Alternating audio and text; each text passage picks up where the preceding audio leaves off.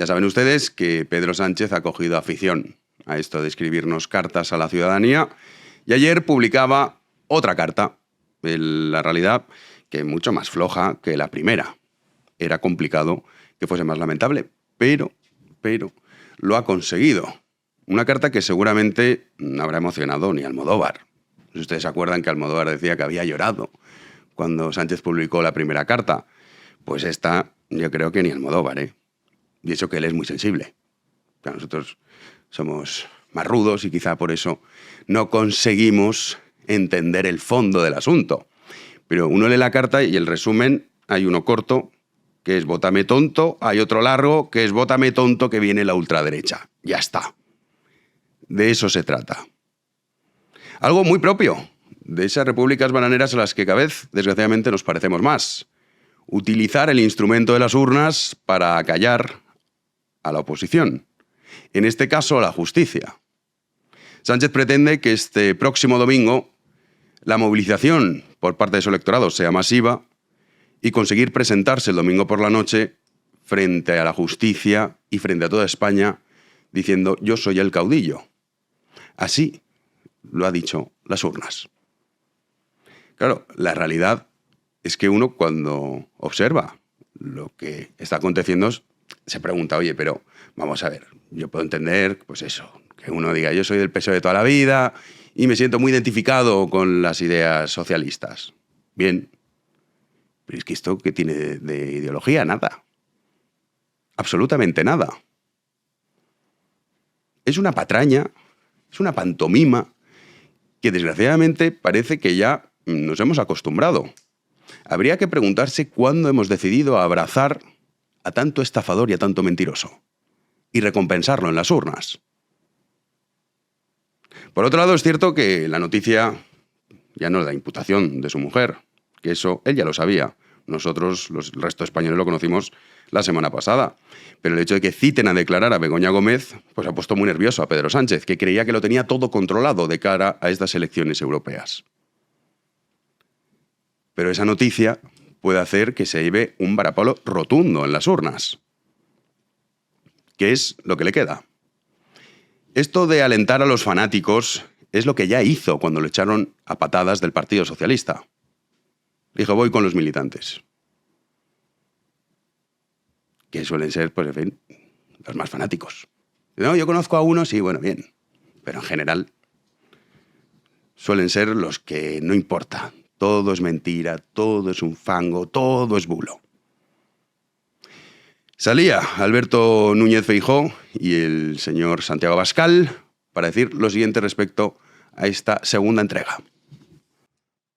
Para menos.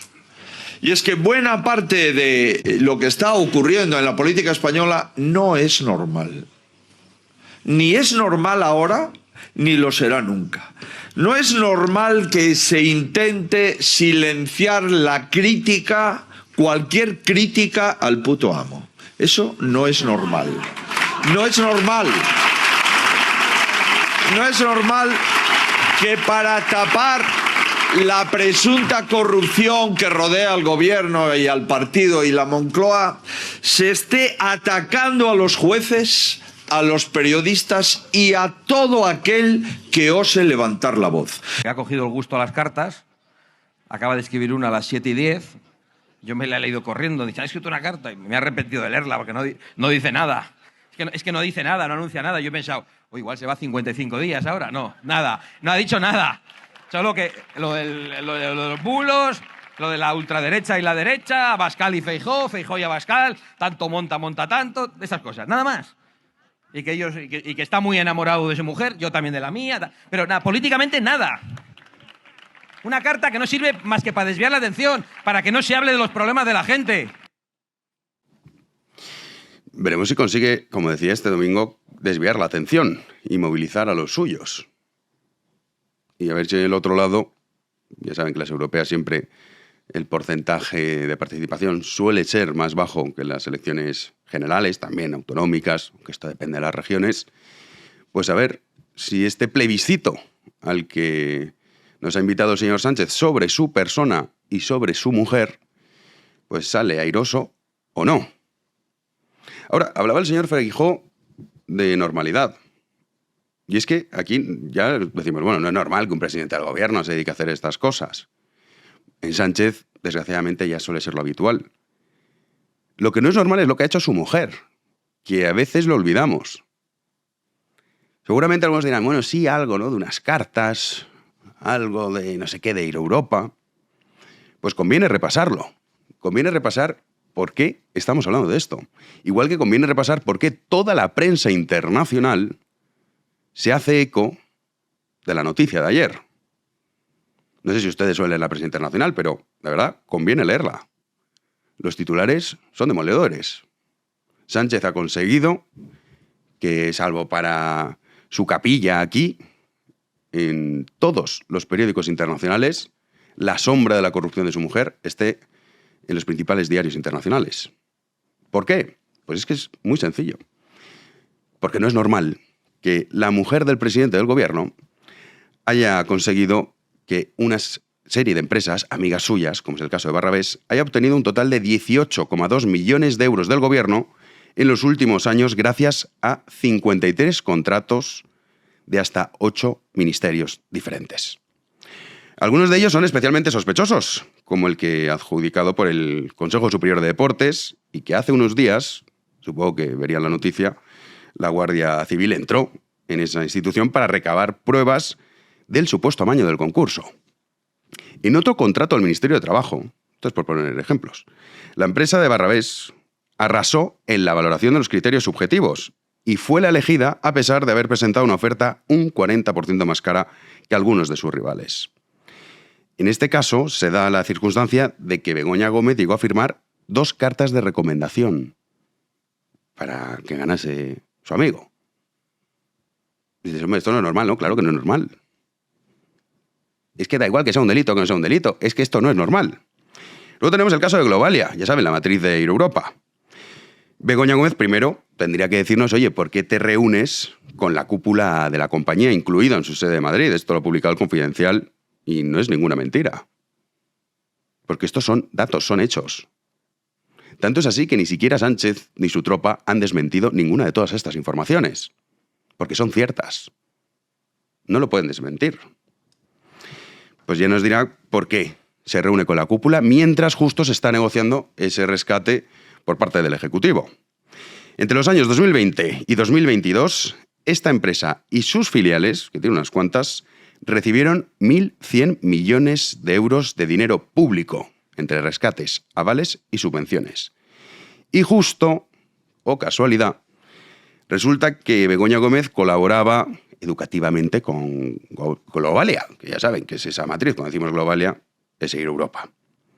También habría que preguntarse cómo es posible que Begoña Gómez sea codirectora de una cátedra de la Complutense cuando no es ni licenciada, ni siquiera profesora en esa universidad, y es uno de los requisitos que exige el convenio firmado por los patrocinadores de ese curso. ¿Cómo es esto posible? Además, hay que recordar que el patrocinio que consiguió Begoña Gómez para ese African Center, dicen, bueno, pero es que es una experta de África. ¿Qué va a ser una experta? Una experta de nada. Pues le dio un patrocinio de 40.000 euros. Un patrocinio que empezó justo 3 meses después de que Begoña Gómez se reuniese en San Petersburgo con Javier Hidalgo, que es el CEO de Globalia, y con Víctor de Aldama. Y este me suena. Este no es el que está metido, involucrado en toda la trama de corrupción de las mascarillas con Koldo. ¿No es uno de los grandes comisionistas de todo este asunto? Sí, es este. Es este. Pues ahí está Begoña Gómez con Javier Hidalgo y con Víctor de Aldama. 3 meses después empieza el patrocinio. Y dices, oye, pero esto es normal, ¿no? Desde luego que no. También hay que tener en cuenta que esos contactos que tenía Begoña Gómez y el CEO de Globalia, el gobierno, tras esos contactos, concedió entre 2020 y 2021 a Ir Europa, Globalia y a Boris, todas ellas empresas de la familia Hidalgo, ayudas, avales y créditos. Y en esta cantidad, de esos 1.100 millones de euros, ¿qué es lo que destaca? Pues el rescate de la aerolínea de Ir Europa de 475 millones de euros. Todo esto, la presidenta del gobierno, que diría Patxi López. Esa fue la primera operación que aprobó el gobierno y la que se validó en el menor tiempo, después de que se crease, ya saben, ese fondo para las empresas. De hecho, también ahora está investigando, oye, a ver si aquí hay fondos europeos, que es lo que le interesa a la justicia europea. Es que esto tiene muchas patas. Además, hay que tener en cuenta que la aerolínea fue la primera en recibir un rescate, incluso por delante de quienes pidieron antes. Pues dicen, bueno, esto es orden cronológico, fue primero Europa. No fue la primera. No fue la primera en solicitarlo. Pero sí que fue la primera en ser rescatada, incluso antes de los que ya la habían pedido previamente. Una autorización express que nunca se volvió a repetir en ninguno de los rescates posteriores. Nunca. Y esto hay que sumarle que conocíamos hace unos días ese software que había pagado Telefónica, Indra y Google para los jueguecitos de Begoña Gómez, 150.000 euros. ¿Por qué? ¿A cambio de qué? Empresas, con excepción de Google, que están participadas por el Estado. Pues hombre, ¿esto es normal? Pues desde luego que no es normal. ¿Cómo va a ser normal? Claro, esto ha generado pánico en el Partido Socialista, que se las prometía muy felices en estas elecciones europeas, diciendo, bueno, si conseguimos el 30%, PP nos saca 1 o 2, como Vox se quedará en 6, pues podemos vender que si esto fuese un simulacro de elecciones generales, no tendrían la mayoría absoluta PP y Vox. Y nuestro electorado está movilizado. El de enfrente no. Y han entrado en pánico.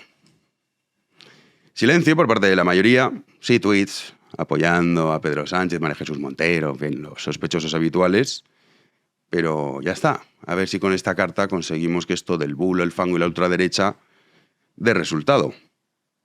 Y ciertamente, si este domingo Pedro Sánchez consigue su objetivo en este plebiscito sobre su persona, que es en lo que ha convertido las elecciones europeas, porque a él le da exactamente igual todo lo demás, si consigue obtener un buen resultado, desde luego que podremos decir que no vivimos en una sociedad normal. Y podremos decir que España no tiene remedio.